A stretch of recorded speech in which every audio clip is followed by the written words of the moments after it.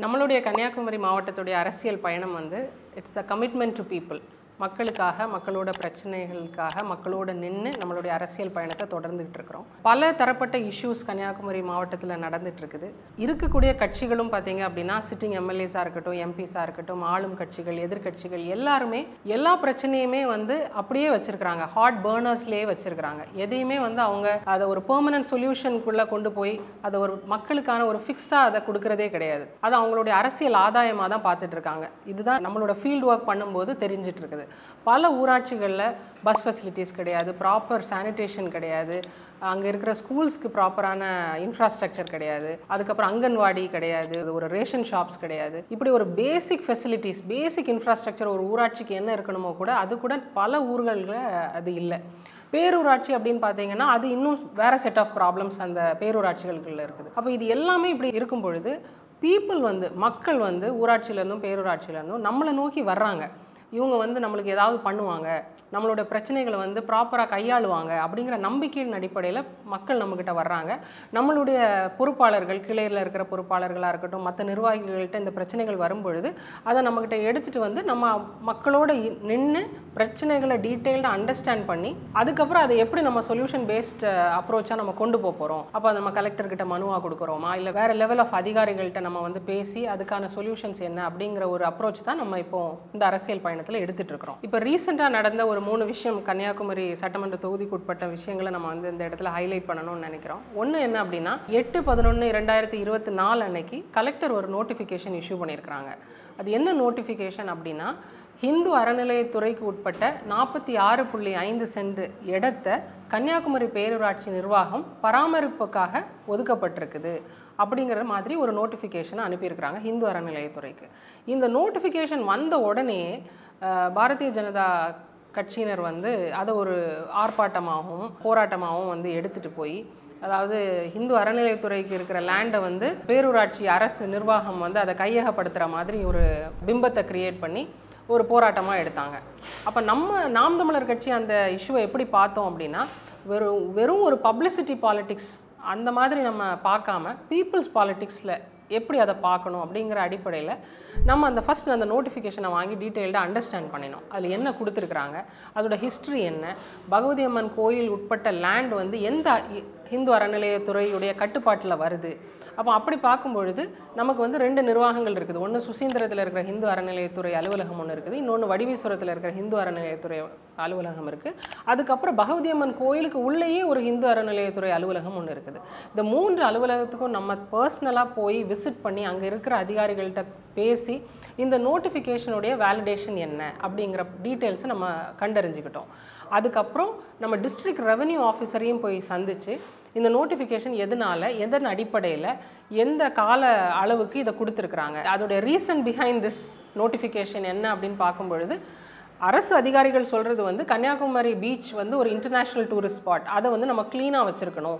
இப்போதைக்கு ஹிந்து அறநிலையத்துறைக்கு உட்பட்டு இருக்கிற அந்த இடம் வந்து சுகாதாரமாகவும் ப்ராப்பராக பராமரிக்கப்படாமலும் இருக்கிறதுனால இதை பேரூராட்சி நிர்வாகத்துக்கு கொடுத்து அதை நம்ம வந்து பராமரிக்க போகிறோம் அப்படிங்கிற மாதிரி அவங்க சொல்கிறாங்க. அவங்க சொல்கிறதுடைய இதை வந்து நம்ம பெனிஃபிட் ஆஃப் டவுட்லேயும் அவங்களுக்கு கிரெடிட்டாகவே நம்ம கொடுத்தா கூட அண்டர்லைங் ஃபேக்டாக நம்ம என்ன பார்க்குறோம் அப்படின்னா ஐயன் திருவள்ளுவர் சிலையுடைய 25வது ஆண்டு விழா வந்து டிசம்பர் 31 மற்றும் ஜனவரி 1, 2025 ஒரு அரசு விழாவாக கன்னியாகுமரி பீச்சில் வச்சு நடக்க போகுது. இந்த இடம் அதுக்காக தான் ஒதுக்கப்பட்டிருக்கோ அப்படிங்கிற ஒரு எண்ணம் வந்து எல்லார் மனசுலையும் இருக்குது. இதில் என்ன எண்ணம் அப்படின்னா அந்த இடம் வந்து பராமரிப்புக்காக மட்டும் பயன்பட போகிறது கிடையாது. அதில் வந்து கருணாநிதி அவர்களுடைய ஒரு சிலையோ உருவப்படமோ ஏதோ ஒன்று வைக்க போகிறாங்க அப்படியாக ஒரு ரூமர்ஸ், ஒரு கிரேப் வைன் மாதிரியான விஷயங்கள் வந்து அந்த பேரூராட்சி கன்னியாகுமரி ஊருக்குள்ளே இருக்கிற மக்கள் மனசில் ஒரு பயமாகவே இருக்குது. அப்படி ஒரு டூரிஸ்ட் ஸ்பாட்டில் ஏன் இந்த மாதிரி ஒன்று கொண்டு நிறுவ போகிறாங்க, அந்த அச்சத்தின் அடிப்படையில் தான் பல கட்சியினர் வந்து இதை வந்து ஒரு இஷ்யூவாக எடுக்கிறாங்க.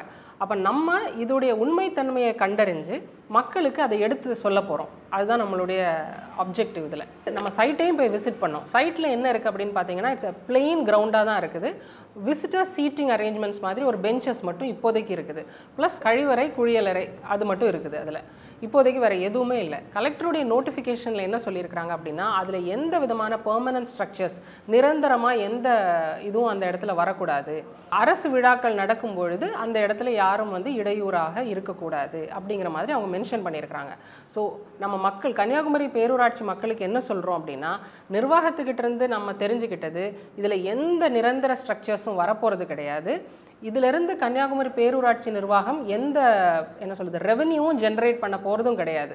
அப்படி இருக்கிற கரண்ட் ஸ்டேட்டஸ்கோவை எப்போவுமே மெயின்டைன் பண்ணுற மாதிரி நீங்கள் பார்த்துக்கோங்க. அதில் எந்த விதமான ஸ்ட்ரக்சர்ஸும் வரவிடவும் கூடாது. எந்த அரசு தலைவர்களுடைய ஸ்டாச்சுவோ வேறு எந்த அடிக்கல்லோ அதில் நாட்டுற மாதிரியான நிகழ்வுகள் வராமலும் நம்ம பார்த்துக்க வேண்டியது நம்மளுடைய கடமை. நம்மளுடைய அரசியலும் அதுதான். இதுதான் நம்மளுடைய கன்னியாகுமரி பேரூராட்சியில் இருக்க மக்களுக்கு நம்ம தெரியப்படுத்திக்கிறோம்.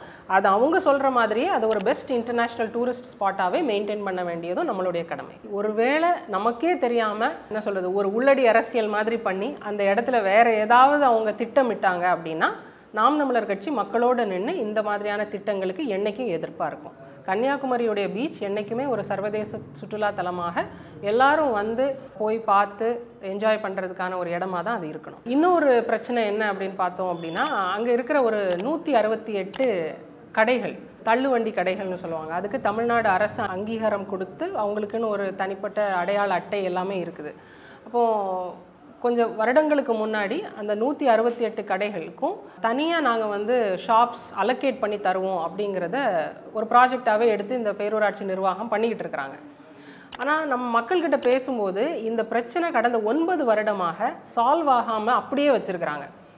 இவங்களுக்கு நவம்பர், டிசம்பர், ஜனவரி இந்த 3 மாதம் தான் ஒரு சீசன் மந்த். அப்போது இப்போ இந்த அரசு விழா நடக்க போகிறதுனால இவங்க என்ன பண்ணுறாங்க அப்படின்னா, அங்கே ஒரு நான் வெண்டிங் ஜோன் அப்படின்னு அந்த இடத்த மாற்றுறாங்க. அந்த தள்ளுவண்டி கடைக்காரர்கள் யாருமே அந்த இடத்துல கடை போடக்கூடாது அப்படின்னு அனௌன்ஸ்மெண்ட் வேறு பண்ணிட்டு போகிறாங்க. அப்போ இவங்க எல்லாரையுமே வந்து வேறு இடத்துக்கு அவங்க இடம் மாற்றுறாங்க. இது ஒன்று. அவங்களுடைய வாழ்வாதாரமே அங்கே பாதிக்குது. முக்கியமாக நம்ம இந்த இந்த இந்த வீடியோவில் நம்ம என்ன பதிவு பண்ணணும்னு நினைக்கிறோம் அப்படின்னா, கன்னியாகுமரி மாவட்டம் வந்து ஒரு சுற்றுலாத்தலம் தான், மாற்று கருத்து இல்லை. ஆனால் அதன் அடிப்படையில் நிறைய பேருக்கு அந்த இடத்துல ஒரு தொழில் இருக்குது. சிறு குறு தொழில் செய்கிறவங்க, தள்ளுவண்டியில் இருக்கிறவங்க, ஒரு ஃபுட் வெண்டர்ஸாக இருக்கிறாங்க, சின்ன ஸ்மால் டாய்ஸ் விற்கிற வெண்டர்ஸாக இருக்கிறாங்க. இப்படி நிறைய வெண்டிங் ஷாப்ஸ் அந்த இடத்துல இருக்குது. அதுதான் அவங்க தொழிலே. இதில் என்ன சொல்கிறது, ஒரு வருந்தக்கூடிய ஒரு விஷயம் என்ன அப்படின்னா, கன்னியாகுமரியில் இருக்கிறவங்க மட்டுமே அந்த கடையுடைய ஓனர்ஸ் கிடையாது. பல பேர் பல வெளி மாவட்டத்தில் உள்ளவங்க, வெளி மாநிலத்தில் உள்ளவங்க கூட அந்த கடைகளில் ஏலத்துக்கு எடுத்து அந்த இடத்துல வியாபாரமாகவும் அதை இன்ஃபேக்ட் சப்லீஸ் கூட பண்ணுறாங்க அப்படின்னு சொல்லிட்டு நம்ம கேள்விப்படுறோம். ஆனால் இது எல்லாத்தையுமே நாம் தமிழர் கட்சி முறையாக அணுகி ஈஓ கிட்ட பேசியிருக்கிறோம். நம்ம நேற்று கிட்டத்தட்ட 168 ஷாப்ஸ் ப்ளஸ் 27 ஷாப்ஸ் அடிஷ்னல்னு சொல்கிறாங்க. அந்த அடிஷ்னல் எப்படி வந்துச்சுன்னு நம்ம வந்து இன்வெஸ்டிகேட் பண்ணணும். அப்படி மொத்தமாக இருக்கிற அந்த ஷாப்ஸ்க்கு அவங்க ஷாப்ஸ் அலோகேட் பண்ணுறாங்க அப்படின்றாங்க. இப்போ அந்த அலோகேஷனில் அரசு அந்த ஷாப்பை கட்டி கொடுக்குமா, இல்லை இவங்கக்கிட்ட அலோகேட் பண்ணிவிட்டு இவங்களே கட்டிக்கணுமா அப்படிங்கிறது கேட்கணும். இன்னொன்று, ஐடி கார்ட்ஸ் வச்சுருக்கிறவங்களுக்கு மட்டும்தான் இந்த ஷாப்ஸா, இல்லை வேறு யாராவது இவங்க ஐடி கார்டை யூஸ் பண்ணி கடையை வாங்கிக்கிட்டு திருப்பி அதை சப்லீஸ் பண்ணுறாங்க. இதெல்லாம் அந்த முறைகேடுகள்லாம் நடக்குது. இப்போ இந்த நிர்வாகம் இந்த முறைகேடுகள் எல்லாத்தையும் எப்படி நிர்வகிக்குது, எப்படி கண்காணிக்குது அப்படிங்கிறத நம்ம வெளியிலேருந்து அவங்களுக்கு வந்து ஒரு புஷ் கொடுக்க தான் செய்ய போகிறோம். அதை நேற்றே நம்ம பேசிட்டோம். அப்போ இந்த 168 ஷாப்ஸ்க்கும் இப்போ என்ன பிரச்சனை அப்படின்னா, அகைன் இந்த அரசு விழா நடக்கிறதுனால இந்த ஜோனை வந்து நான் வெண்டிங் ஜோனாக மாற்றி இவங்க எல்லாரையும் அந்த இடத்துலேருந்து அப்புறப்படுத்த ட்ரை பண்ணுறாங்க. அது நாம் தமிழர் கட்சி அந்த இடத்துல வந்து எதிர்த்து குரல் கொடுக்குது அவங்களுக்காக. மேபி அந்த 1 or 2 days அந்த நிகழ்வு நடக்கிற அன்னைக்கு வேணால் செக்யூரிட்டி ரீசன்ஸ்க்காக அவங்கள எப்படி நீங்கள் வந்து செக்ஸ் அண்ட் பேலன்சஸ் நீங்கள் எப்படி பண்ணணுங்கிறத மட்டும் நீங்கள் அவங்களுக்கு சொல்லணுமே தவிர, மொத்தமாக அவங்கள வந்து அந்த இடத்துலேருந்து இடம்பெயர்த்தக்கூடாது அப்படிங்கிறத நம்ம சொல்லியிருக்கிறோம். இன்னொன்று, அவங்க சொல்லியிருக்கிறது நவம்பர் 25க்குள்ளே நாங்கள் இந்த ஷாப்ஸ் அலோகேட் பண்ணி தந்துடுவோம் அவங்களுக்கு அப்படின்னு சொல்கிறாங்க. ஒன்ஸ் ஃபார் ஆல் இதை பெர்மனெண்ட்டாக இந்த சொல்யூஷனை ஃபிக்ஸ் பண்ணணும் அப்படிங்கிறதுக்கு தான் நம்ம வந்து அரசு அதிகாரிகளோடு இதை நம்ம கேட்டிருக்கிறோம். நம்ம இதை இன்னும் கொஞ்சம் டீப்பராக நம்ம என்ன அனலைஸ் பண்ணுறோம் அப்படின்னா, 9 வருடமாக சால்வ் பண்ணாத ஒரு இஷ்யூ அப்படின்னு தான் அந்த இடத்துல எல்லாருமே பேசுகிறாங்க. அப்போ நாம் தமிழர் கட்சி இதை டுவர்ட்ஸ் சொல்யூஷன் இதை கொண்டு போகும். அதுக்கப்புறம் இதில் இருக்கிற முறைகேடுகள், நிர்வாக முறைகேடுகள் என்ன இருந்தாலும் அதை நம்ம கலெக்டருடைய போவியூக்கு கொண்டு வந்து அதில் இருக்கிற நிர்வாக சிக்கல்கள், நிர்வாக முறைகேடுகள் எல்லாத்தையும் ஒரு பெட்டிஷனாக எடுத்து கொடுத்து இந்த கடைகள் யாருக்கு லாபமாக இருக்கணுமோ, யாருக்கு ஒரு பெனிஃபிஷியலாக இருக்கணுமோ அவங்களுக்கு கரெக்டான விதத்தில் போய் சேரணும் அப்படிங்கிறதுல நம்ம மக்களோடு நின்று அவங்களுக்காக வேலை செய்ய போகிறோம். நீங்களும் எங்கள் கூட இருங்க. உங்கள் எல்லாருக்கும் என்னென்ன மக்களுக்கு கூட என்னென்ன இன்ஃபர்மேஷன்ஸ் தெரியுதோ இது ரிலேட்டடாக எங்களுக்கும் கொண்டு வாங்க. நம்ம அதை ஒரு பெட்டிஷனாக எடுத்து நம்ம கலெக்டர்கிட்ட கொண்டு போவோம். அண்ட் நம்மளுடைய டார்கெட் வந்து இந்த 168 கடைகளையும் எவ்வளோ சீக்கிரமாக அவங்களுக்கு அலோகேஷன் வாங்கி கொடுக்கணும், ப்ளஸ் ஒரு டைம்லைன் கொடுக்கணும் அவங்களுக்கு. நீங்கள் அலோகேட் பண்ணி கொடுத்த உடனே அவங்க நெக்ஸ்ட் டே நீங்கள் மூவ் பண்ணுங்க அப்படின்லாம் சொல்ல முடியாது. ஏன்னா இதுதான் சீசன் டைம். இந்த சீசன் டைம் அவங்க பிஸ்னஸ் பண்ணுறதுக்கு வாய்ப்பாகவும் இருக்கணும். அட் த சேம் டைம் உங்களுக்கு அலோகேட் பண்ணி கொடுக்குற கடைகள் எவ்வளோ சீக்கிரமாக முடியுமோ அதையும் நம்ம பண்ணி கொடுக்குறோம். இன்னொரு இந்த விஷயத்தை நான் எப்படி சொல்கிறதுனே தெரில. அதாவது கன்னியாகுமரியிலேருந்து நாகர்கோவில் வரைக்கும் வர்றோம். ஆல்மோஸ்ட் நிறைய பேர் டெய்லி அந்த ரோடில் யூஸ் பண்ணுறோம். கிட்டத்தட்ட அந்த கரியமாணிக்கபுரத்துலேருந்து எடலாக்குடி அந்த ஆனப்பாலம் தாண்டி வர்ற இடங்களுடைய ரோடு எவ்வளவு மோசமாக இருக்குது அப்படிங்கிறது வந்து பார்க்குற ஒரு சின்ன பிள்ளைக்கு கூட தெரியும். அந்த அளவுக்கு ரொம்ப மோசமாக இருக்குது. அண்ட் இன்ஃபேக்ட் அது இப்போது நேற்று இன்றைக்கெல்லாம் இல்லை, பல மாதமாக பல வருடமாக அப்படியே தான் இருக்குது. பல மழைகள் பார்த்தாச்சு, பல வெயில்கள் பார்த்தாச்சு, ஆனால் இன்னும் அந்த ரோடு செப்பனிடப்படவே இல்லை. நாம் தமிழர் கட்சியை எடலாக்குடியில் வச்சு ஒரு மிகப்பெரிய போராட்டம் நடத்தினோம்.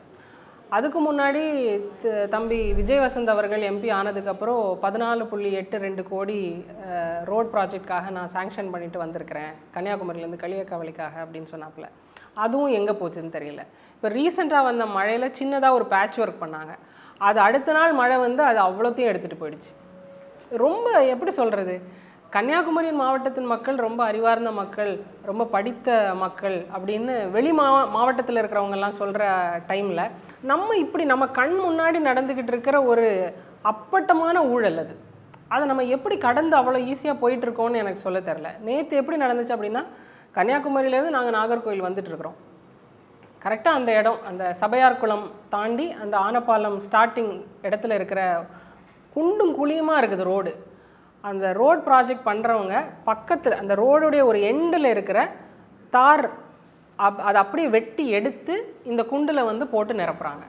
நம்ம உடனே நிப்பாட்டி அவங்கக்கிட்ட வந்து கேட்டோம், நீங்கள் என்ன பண்ணுறீங்க இந்த வேலை அப்படின்னு கேட்டால், நாங்கள் வந்து எங்களுக்கு ரோடை ஃபில் பண்ணுறதுக்காக சொல்லியிருக்கிறாங்க. அப்போ மெட்டீரியல் எங்கே, ஜல்லி மண் ஏதாவது மெட்டீரியல் இருக்கான்னு கேட்டால் ஒரு மெட்டீரியலுமே இல்லை அவங்கக்கிட்ட. வெறும் எக்யூப்மெண்ட்ஸ் மட்டும் இருக்குது, லேபர் இருக்குது. இப்போ மெட்டீரியல் எங்கன்னா மெட்டீரியல் கிடையாது. இப்போ உங்களுக்கு யார் இந்த வேலையை செய்ய சொன்னா அப்படின்னு கேட்டேன்னா, எஸ்ஹெச் ஸ்டேட் ஹைவேலேருந்து எங்களுக்கு அதிகாரிகள் எங்களுக்கு சொல்கிறது தானே மேம் நாங்கள் செய்ய முடியும் அப்படின்றாங்க அந்த ஆர்ஐ. அப்புறம் நாங்கள் ஸ்டேட் ஹைவே இருக்கிற ஏசிக்கு ஃபோன் பண்ணி பேசினோம். அவர் என்ன சொல்கிறார் அப்படின்னா, எனக்கு வந்து என்ஹெச்சுடைய அதிகாரிகள்கிட்டருந்து தான் ஆர்டர் வந்துச்சுது, எங்கிட்ட லேபர் மட்டும்தான் கேட்டாங்க. சரி, லேபர் மட்டும் நீங்கள் சப்ளை பண்ண வேண்டியதானே, இந்த வேலையை உங்களை யார் பண்ண சொன்னாங்க அப்படின்னா அதுக்கு பதில் இல்லை. அதுக்கப்புறம் எங்களுடைய ப்ரெஷர்னால், ஏன்னா அது வந்து ஒரு என்ன சொல்கிறது, லோவஸ்ட் ஸ்டாண்டர்ட் ஆஃப் ஒர்க்குன்னு கூட சொல்லலாம். அதை ஒரு குப்பை அள்ளி ஒரு குண்டை நிரப்புனா எப்படி இருக்கும், அந்த வேலையை அவங்க பண்ணிகிட்டு இருந்தாங்க.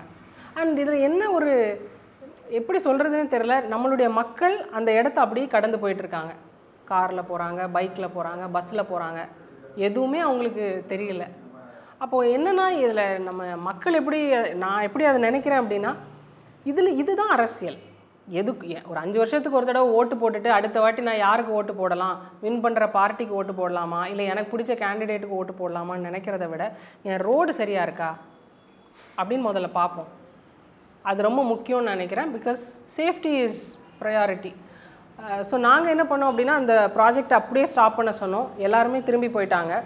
அதுக்கப்புறம் நாங்கள் வந்து நெடுஞ்சாலைத்துறை இங்கே இருக்கிற நெடுஞ்சாலைத்துறை ஆஃபீஸ்க்கு போய் அந்த இஷ்யூ அட்ரஸ் சொன்னோம் அவங்கக்கிட்ட. இந்த மாதிரி ஒர்க் நடக்குது, இதை நாங்கள் ஸ்டாப் பண்ணியிருக்கிறோம், டூ அ ப்ராப்பர் ஜாப், ப்ராப்பரான கான்ட்ராக்ட் பண்ணி அதுக்கான லேபர் அண்ட் மெட்டீரியல் கொண்டு வந்து நீங்கள் அந்த ஃபில்லிங் பண்ணுறீங்க அப்படின்னாலும் அதை ப்ராப்பராக பண்ணுங்க அப்படிங்கிறத நம்ம சொல்லியிருக்கிறோம். இந்த 3மே நேற்று நடந்த ஒரு விஷயமாக நான் பார்த்தேன். ஒரு என்ன சொல்கிறது, ஒரு களப்பணியில் நம்ம மக்களுக்கான அரசியலில் முன்னெடுத்த ஒரு 3 விஷயங்கள் நம்ம நேற்று பண்ணினோம். இந்த மாதிரி கன்னியாகுமரி மாவட்டத்தில் நடக்கிற பல பிரச்சனைகளை நம்மளுடைய உரையாடல்கள் மூலமாக மக்களுக்கு தெரியப்படுத்தணும்னு நான் நினைக்கிறேன்.